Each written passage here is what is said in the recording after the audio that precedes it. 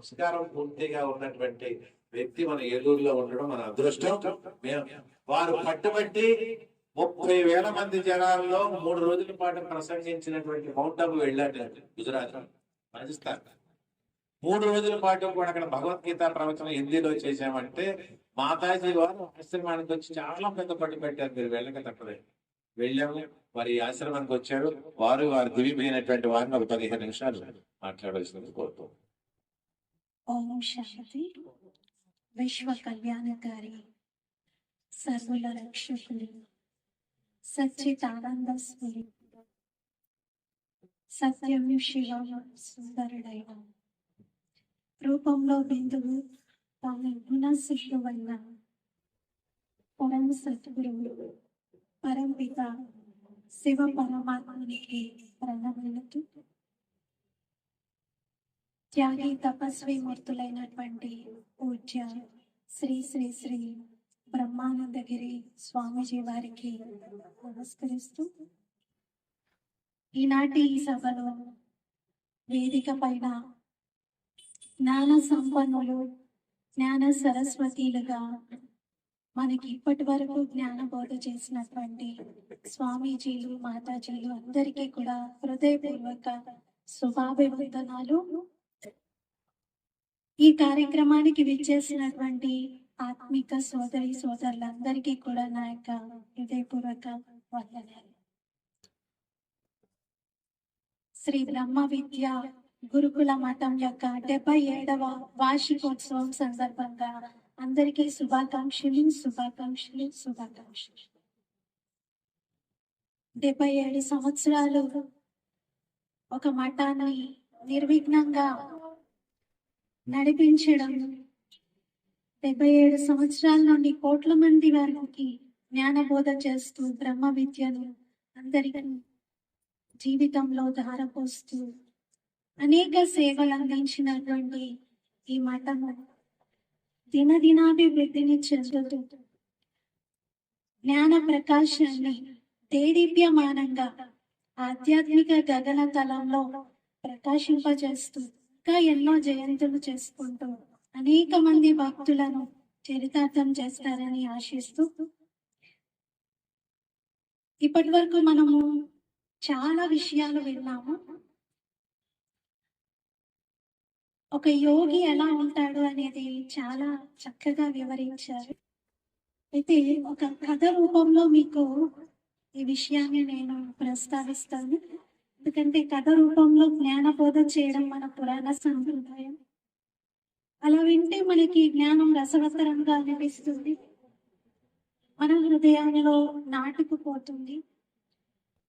ఒకసారి ఒక వ్యక్తి హిమాలయాలకి వెళ్తాడు. అక్కడ ఒక యోగి తపస్సు చేసుకుంటూ మంచులో కూడా చాలా నిష్ఠగా ఏకాగ్రంగా తపస్సులో ఉండడం చూస్తారు. వారి దగ్గరికి వెళ్ళి కాసేపు కూర్చున్న తర్వాత ఆయన కళ్ళు తెరిచి చూస్తారు. చాలా మంచి జ్ఞాన బోధ ఆయన చేస్తాడు. ఈ వ్యక్తి విన్న తర్వాత ఈ వ్యక్తి అంటాడు, స్వామీజీ, మీలాంటి తపశక్తి సంపన్నులు, మీలాంటి జ్ఞాన బోధ చేసేటువంటి వారు జనులందరికీ అందుబాటులో అందరూ ఉన్న చోట ఉంటే బాగుంటుంది. నేను ఎలా అయితే ఈరోజు మీరు చూపించిన జ్ఞాన మార్గదర్శనంతో కృతార్థున్నయ్యానో, అలా ఎంతమంది మీ ద్వారా కృతార్థం అవుతారు, మీ ద్వారా లోక కళ్యాణం బాగా జరుగుతుంది, మీరు కొంచెం నగరాల్లోకి రండి అని ఆహ్వానిస్తారు. అలా చెప్పి ఆత్మ వెళ్ళిపోతారు. కొంతసేపటికి యువ సన్యాసి ఆయనకి అనిపిస్తుంది ప్రదేశంలో ఉన్నట్టు. ఇప్పుడు ఆ సమయం ఆసన్నమైంది, నేనేదైతే జ్ఞానాన్ని తెలుసుకున్నానో దీన్ని జనులందరికీ అందిస్తాను అని బయలుదేరుతారు. దగ్గరలో ఉన్న రైల్వే స్టేషన్ కి వెళ్ళి ప్లాట్ఫామ్ పైన ఏదైతే ట్రైన్ అక్కడ ఆగి ఉందో ఆ ట్రైన్ ఎక్కి కూర్చుంటారు. కాసేపటికి టీటీ వస్తారు. టికెట్ అంట. అంటే అదేంటో తెలియదు ఆయన. నేను లోక కళ్యాణార్థము అందరికీ జ్ఞానబోధ చేయడానికని బయలుదేరానండి. టికెట్ అంటే ఏంటి నాకు తెలియదు అంటాడు. అయితే దిగిపోండి అంటాడు ఆయన.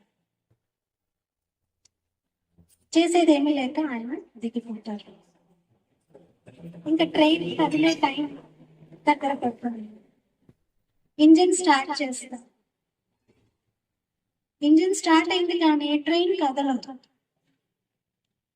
డ్రైవర్స్ దేనికి ఎందుకు ట్రైన్ చక్రాలు కదలట్లేదు అని చెప్పి చెక్ చేస్తూ ఉంటారు. అక్కడ ఉన్నటువంటి మెకానికల్ ఇంజనీర్స్ అందరూ కూడా ఏమైంది, ఏదైనా టెక్నికల్ ప్రాబ్లమా అని చెప్పి అన్ని చూస్తూ ఉంటారు. ఏమీ కనబడదు. ఇంకా ఒక్కొక్క బోగి దగ్గరికి వచ్చి చెక్ చేయడం మొదలు పెడతారు. ఒక్కొక్క బోగిని చక్రాలు, బ్రేక్స్, ఎవ్రీథింగ్ అన్ని చూస్తారు. ఎక్కడ ఏ లోపము కనిపించదు. అప్పటికే 2 గంటలు అయిపోతుంది. ట్రైన్ బయలుదేరాల్సిన సమయానికన్నా అంతసేపు పడుతుంది. లోపమేమీ కనిపించదు.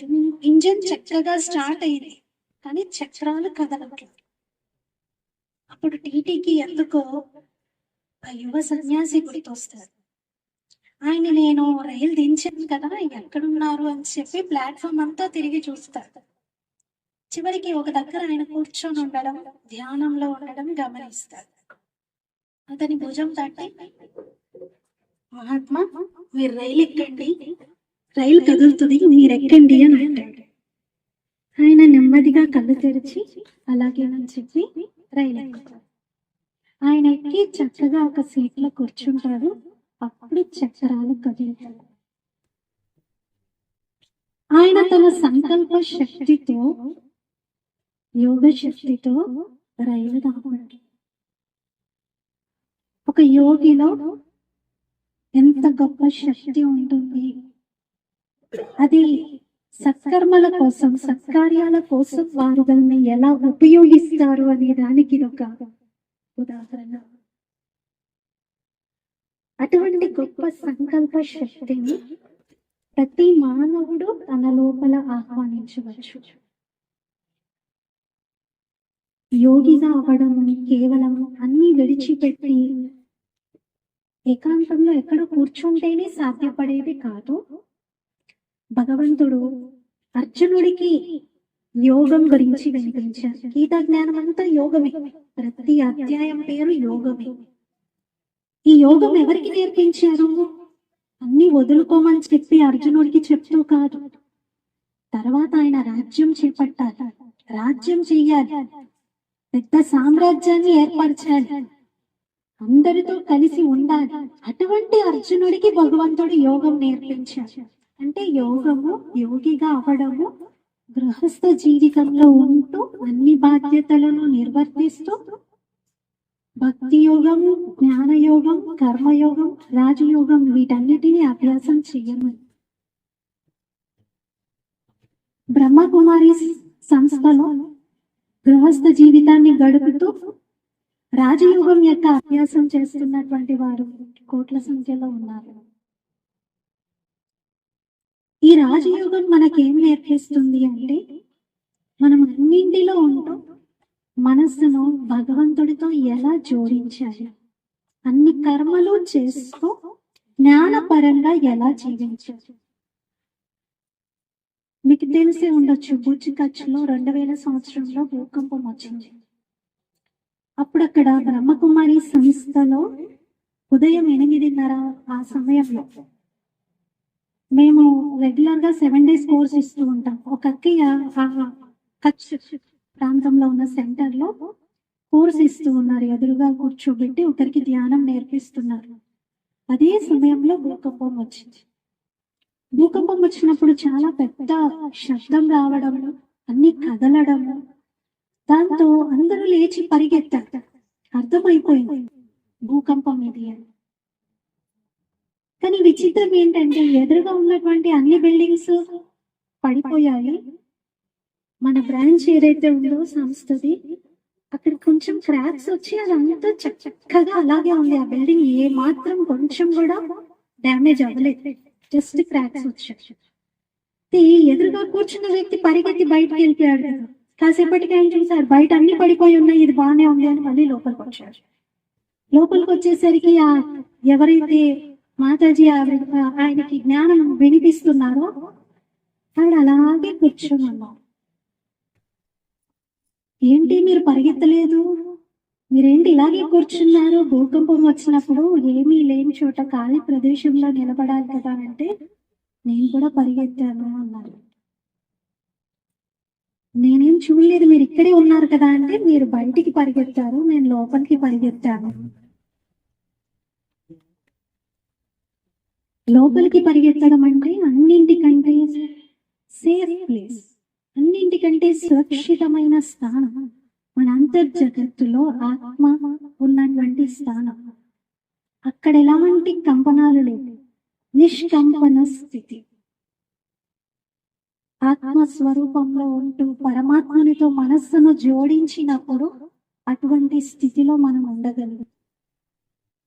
దీనికి బాహ్యంగా మనం ఏది విడిచిపెట్టాల్సిన అవసరం లేదు. మనం మన దినచర్యలో 5 విషయాలని తీసుకుందాం. మొదటిది బ్రహ్మ ముహూర్తంలో మేల్కోవటం. ఎవరైతే రోజు బ్రహ్మ ముహూర్తంలో లేచి భగవంతుని తన దగ్గరికి ఆహ్వానిస్తారో వారు రోజంతా భగవంతుని సహచర్యంలోనే ఉంటూ ప్రతి కర్మ చేస్తారు. వారి సంకల్ప శక్తిలో చాలా బలం పెరుగుతుంది. మనం చేసేటువంటి ఒక్కొక్క సంకల్పము వాతావరణంలో తరంగాల రూపంలో వ్యాపిస్తుంది. అందుకే పూర్వకాలంలో చూస్తే ఋషులు మునులు అడవుల్లో తపస్సు చేస్తున్నటువంటి ప్రాంతాల్లో క్రూర మృగాలు కూడా సాధు జంతువులుగా మారిపోయాయి. అక్కడ ప్రవహించే నీరు కూడా ఎంతో మధురంగా ఉండేది. అది వారి తపశ్శక్తితో వారు చేస్తున్నటువంటి సంకల్పాల యొక్క తరంగాల ప్రభావం. మనం రోజంతలో ఇంట్లో ఉంటూ కూడా నిత్యము చేసేటువంటి సంకల్పాల పైన, మన మనసులో మనం చేసే ఆలోచనల పైన శ్రద్ధ వహించాలి. శుభ సంకల్పాలనే చెయ్యాలి అనే లక్ష్యం పెట్టుకోవాలి. అలా బ్రహ్మ ముహూర్తంలో లెగవడం ఇది సనాతన ధర్మంలోని ప్రతి వ్యక్తి పాటించాల్సిన ఒక చక్కటి ఆచరణ. రెండవది జ్ఞాన శ్రవణం, సత్సంగం. రోజంతట్లో మనం ఎంతో మంది సాంగత్యంలో వస్తూ ఉంటాం, కానీ సత్సంగంలో పరమాత్మని సాంగత్యంతో పాటు పరమాత్మని జ్ఞాన మార్గంలోనే నడిచేటువంటి ఎంతో మంది మహానుభావులు వారి సమక్షంలో కొంత సమయాన్ని వారి ద్వారా జ్ఞానాన్ని కొంతనైనా రోజు వినేటువంటి ప్రయత్నం చేయాలి. రోజు కాసేపైనా మనం సత్సంగం చేయడం వల్ల, జ్ఞాన శ్రవణం చేయడం వల్ల మనకు తెలియకుండానే మనలో చాలా మార్పు వస్తుంది. ఈ విధంగా సముద్ర తీరంలో కంకర రాళ్ళు వేశారనుకోండి, కొద్ది రోజులకు చూసి అవి చాలా సాఫ్ట్ గా మారిపోతాయి. ఎందుకంటే అక్కడ నీటి బిందువులు కెరటాల నుండి వస్తున్నవి వాటిపైన కంటిన్యూస్ గా పడి పడి పడి వాటిని సాఫ్ట్ గా చేసేస్తాయి. ఇంకొకటి, ఒక రాయి ఇంకొక రాయి ఆ కెరటాల తాకిడికి ముందుకు వెనక్కి వెళ్తూ ఒకదానికొకటి రాపిడి అయ్యి సాఫ్ట్ అయిపోతాయి. అలాగే జ్ఞాన బిందువులు రోజు మన పైన పడుతూ ఉంటే మనకు తెలియకుండా మార్పు వస్తుంది. జ్ఞానం వినే వారి సాంగత్యం కూడా రోజు చేస్తూ ఉంటే వారి అనుభవాల ఆధారంగా మనలో కూడా చాలా మార్పు వస్తుంది. అందుకే సాంగత్యం ఎవరితో చేస్తున్నాం అనేది చాలా ఇంపార్టెంట్. ఒక వర్షపు బిందువు బురదలో పడింది అనుకోండి, చుట్టూ బురదను వ్యాపిస్తుంది, చిల్లిపోతుంది, అదంతా చుట్టూ వ్యాపిస్తుంది. అదే వర్షపు బిందువు వేడి పెనం పైన పడితే ఆవిరైపోతుంది. అదే వర్షపు బిందువు ఒక తామర పుష్పం పైన పడితే అదొక ముత్యం లాగా కనబడుతుంది, మెరుస్తూ ఉంటుంది. అదే వర్షపు బిందువు ఒక ముత్యం చిప్పలో పడితే అది కొంతకాలానికి ఒక ముత్యంగా మారుతుంది. మనం ఎవరి సాంగత్యంలో గడుపుతామో అటువంటి రంగే మనకి అంటుకుంటుంది. ఇక మనం మూడవది నిమిత్త మాత్రంగా ఉంటూ రోజంతటిలో కర్మలు, మన బాధ్యతలని నిర్వర్తించడం. నాది అనుకొని చేయడం వలన బరువు, అంతా నీదే అంటూ భగవంతునిపై భారం వేసి నిమిత్త మాత్రంగా కర్మ చేయడం, ఇది యోగిగా జీవించడంలోని అర్థం. దృష్టితో చూడటం, ఆత్మ స్వరూపంగా చూసినప్పుడు వాళ్ళ దేహము, దైహిక పొజిషన్, పోస్ట్, వాళ్ళ యొక్క సంబంధాలు, వాళ్ళ గుణగణాలు, వీటన్నిటికీ అతీతంగా అందరినీ శుద్ధ పవిత్రమైన భావంతో చూడగలుగుతాం. లేకపోతే ఎవరైతే మంచిగా సూటు బూటు వేసుకొని వాహనంలో వస్తారో వాళ్ళకి వెంటనే నమస్కారం నమస్కారం అని మర్యాదలు చేస్తారు. సామాన్య స్థితిలో ఆర్డినరీ డ్రెస్ వేసుకొని సైకిల్ పైన వస్తే పెద్ద పట్టించుకోవట్లేదు, అక్కర్లేదులే అనుకుంటారు. అంటే బాహ్యమైన స్థితిని చూసి వ్యక్తిని అంచనా వేయకూడదు.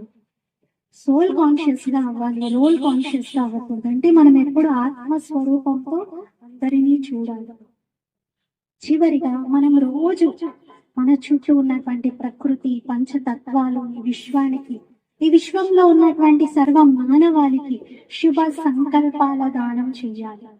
బ్రహ్మకుమారి సంస్థలో సంధ్యా సమయంలో ప్రతిరోజు మేము ఇదే ధ్యానంలో, యోగంలో చేస్తాం. అందరికీ మేలు జరగాలి, అందరూ బాగుండాలి, అందరికీ ఆరోగ్యం లభించాలి, అందరిలో ఏ రకమైనటువంటి లోపాలు ఉన్నా అవి పూర్తిగా సమాప్తం అవ్వాలి, కష్టాలన్నీ దూరం అవ్వాలి, ప్రకృతి పావనం అవ్వాలి అని ప్రకృతి మాతకి అందరికీ ధన్యవాదాలను తెలుపుతూ కృతజ్ఞత భావంతో ప్రతిరోజు అట్లీస్ట్ 5 minutes అయినా మనం గడపాలి. థ్యాంక్స్ చెప్పాలి ప్రకృతి మాతకు, మన చుట్టూ ఉన్న తత్వాలకి. ప్రకృతి మాత మనకి ఎంత ఇస్తుందో మనం అంత రెస్పెక్ట్, అంత గౌరవాన్ని రిటర్న్ ఇవ్వాలి. ఇటువంటి మంచి 5 విషయాలని మీరు మీ జీవితంలో సులభంగా పాటించవచ్చు. దీంట్లో ఏమీ శ్రమ లేదు. ఇవి చేయడం వల్ల మనం చాలా ఉన్నతంగా తయారవుతాం. మన దృష్టిలోనే మన భావం, మన పట్ల మనకి గౌరవం పెరుగుతుంది.